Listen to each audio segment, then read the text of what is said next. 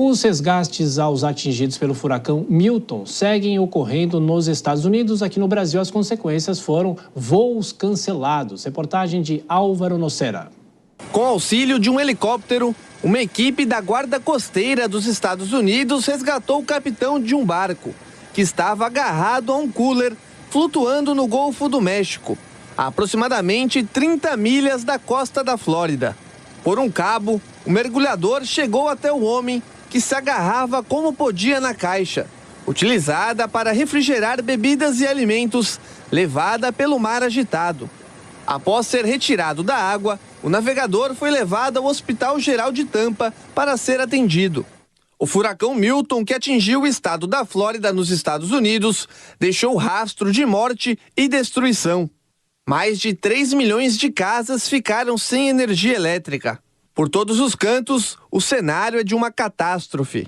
Num dos locais mais atingidos, moradores acordaram com os barcos de uma marina destruídos. Alguns chegaram a ser levados pela força dos ventos e das ondas.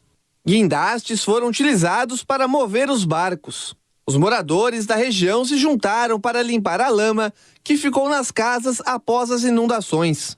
Apesar do potencial destrutivo, o climatologista e especialista em furacões, Marcel Ligabot, disse que o fenômeno ocorreu conforme o previsto pelas autoridades. Dias atrás, quando a gente prognosticou que ele perderia intensidade, porque justamente ele faria parte de um sistema frontal, da qual ele está fazendo parte agora, então ele diminuiria a categoria para a categoria 3, isso faria com que o sistema de atuação do sistema aumentasse mais e essas primeiras bandas anteriores causariam tornados. Então, tudo isso se confirmou.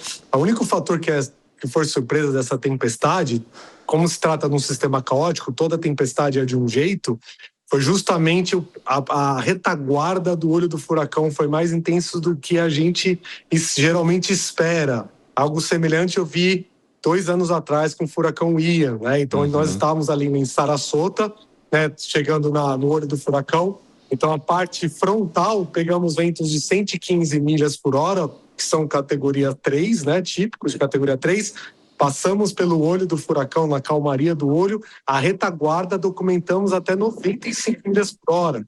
No Brasil, uma das consequências foram os voos cancelados por conta do furacão Milton, que atinge o sul dos Estados Unidos. Caso o passageiro afetado não consiga resolver com a companhia aérea, ele deve procurar a defesa do consumidor de seu estado. Aline e César, que mora nos Estados Unidos há 10 anos, escolheram esperar a passagem do furacão em um hotel. E a gente está em um hotel, a gente já está aqui esse tempo todo, a gente já passou por furacões assim que eu me lembro, foram 7, que foram maiores, assim, 6, 7. Em todas as ocasiões a gente resolveu realmente optar por ir para um hotel justamente pela infraestrutura, né? Os hotéis aqui, eles, principalmente os mais novos, eles já foram construídos dentro desse cenário de furacões e eles conhecem bem o pântano deles aqui. Eles são bem estruturados, assim, não só de espaço físico, né? Com geradores e tudo mais que pode acabar prejudicando a vida de quem mora aqui, né? Porque acho que o maior medo, assim, da gente que mora nessa área mais central é ficar sem luz, sem água, né? Mesmo porque o furacão não chega aqui tão forte quanto chega lá na costa. Aqui a gente fica mais sem água, sem energia e tal. E esses hotéis, eles oferecem, geralmente, os geradores e tudo mais. E não só isso, como também a parte da alimentação. Apesar do medo de enfrentar o fenômeno, o casal não pensa em voltar ao Brasil. Não existe, a gente nunca nem cogitou nada parecido, não. Na verdade, a gente se conheceu fazendo um intercâmbio em Orlando. Entendeu?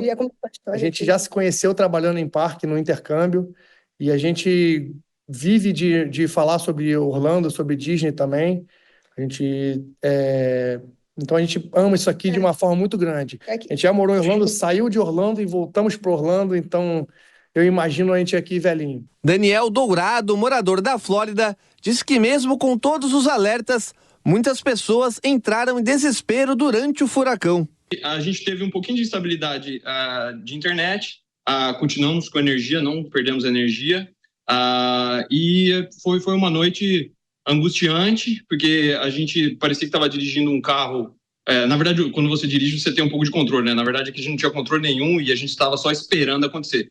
Mas como a gente continuou informado, Tava tudo ok. Algumas pessoas entraram em desespero e estavam querendo sair no meio do Corfei, que é o toque de recolher. Aí eu peguei certinho a informação de onde eles estavam, expliquei para eles o que o governo americano estava pedindo para eles fazerem.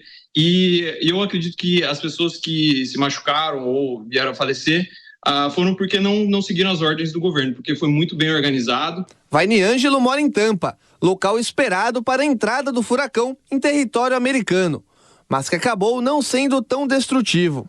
O furacão ele não entrou por Tampa, ele entrou por Siesta Key. Então, os danos que eram esperados em Tampa, eles foram mais minimizados referente àquilo que era esperado. Então, mais uma vez, nós conseguimos.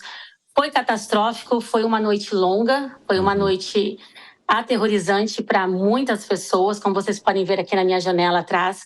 Continuamos com todas as proteções, né? No nosso caso, a nossa casa é uma casa construída para suportar um furacão a categoria 5, então tem as placas de metais, mas são muitos os americanos vulneráveis que não têm esse privilégio.